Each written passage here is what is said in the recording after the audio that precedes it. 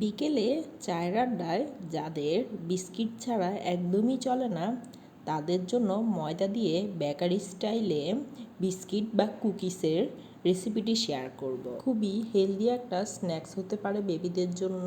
Simple উপকরণ দিয়ে ও কম খরচে আপনারা চাইলে বাসায় কিন্তু অবশ্যই ট্রাই করতে পারেন। বিস্কিট বানাতে আমি প্রথমেই বড় একটা বোল নিয়েছি। 2 কাপের মতন ময়দা, পরিমাণ মতো লবণ আর বাটার। আপনারা চাইলে এখানে সয়াবিন তেলও ব্যবহার করতে পারেন। 1 চামচের মতন বেকিং পাউডার ব্যবহার করছি, সাথে 1 চামচ গুঁড়ো দুধ। বিস্কিট বানানোর জন্য আমি এখানে ড্যানিশ ব্যবহার করছি, তাই গুঁড়ো দুধের পরিমাণটা কমিয়ে দিয়েছি। ড্যানিশটা ব্যবহার করলাম এই কারণে বিস্কিটের মধ্যে একটা ক্রিমি ফ্লেভার চলে আসবে। সবগুলো উপকরণকে হাতের সাহায্যে ভালোভাবে মাখিয়ে নিচ্ছি। যারা ড্যানিশ ব্যবহার করবেন না তারা অবশ্যই চিনি ব্যবহার করবেন। আমি এখানে চিনি ব্যবহার করিনি ড্যানিশ দেওয়ার কারণে। আমি এখানে বাটারটা আগের থেকে মেল্ট করিনি, আপনারা অবশ্যই আগের থেকে মেল্ট করে নেবেন। সবগুলো উপকরণ সুন্দরভাবে মাখিয়ে নিলাম হাতের সাহায্যে। আমার ডোটা খুবই সফট হয়েছে। আমি এখানে 2 ভাগ করে নিচ্ছি। 2 ধরনের কুকিজ বানাবো, একটা চকলেট আর অন্যটা হোয়াইট কালার। নানান ধরনের ডিজাইনের জন্য চাইলে আপনারা ফুড কালার ব্যবহার করতে পারেন। আমি এখানে কোনো ফুড কালার ব্যবহার করব না আজ। বাকি অর্ধেক ডোটার মধ্যে কোকো পাউডার ব্যবহার করছি 1 চামচের মতো।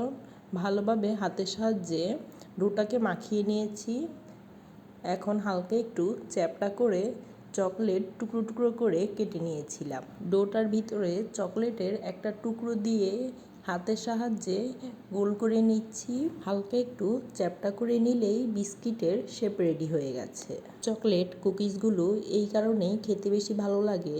খাওয়ার সময় চকলেটটা যখন মুখে লাগে তখন পুরোটা একদম মেল্ট হয়ে যায়। খেতে তো ভালোই লাগে, দেখতেও কিন্তু দারুণ সুন্দর দেখায়।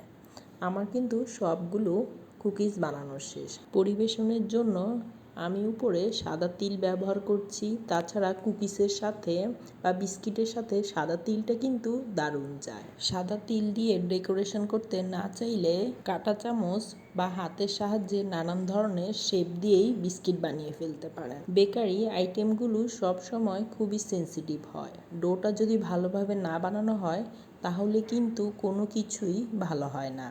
মাশাআল্লাহ, আমার ডোটা কিন্তু খুবই সুন্দর হয়েছে, কোনো ফাটল ধরেনি। আপনারা চাইলে চুলাতে বা ওভেনে কুকিজগুলো বানিয়ে ফেলতে পারেন। আমি ওভেনেই বানিয়ে ফেললাম। আপনাদেরকে দেখিয়ে দিচ্ছি কতটা ক্রিস্পি হয়েছে বিস্কিটগুলো। আশা করি আমি মিলেই আপনাদেরকে কুকিজ বা বিস্কিট বানানোর ফুল রেসিপিটি ভালোভাবে বুঝাতে পেরেছি। যদি ভালো লাগে সবসময় ভালোবাসা দিয়ে যাবেন। আল্লাহ হাফেজ।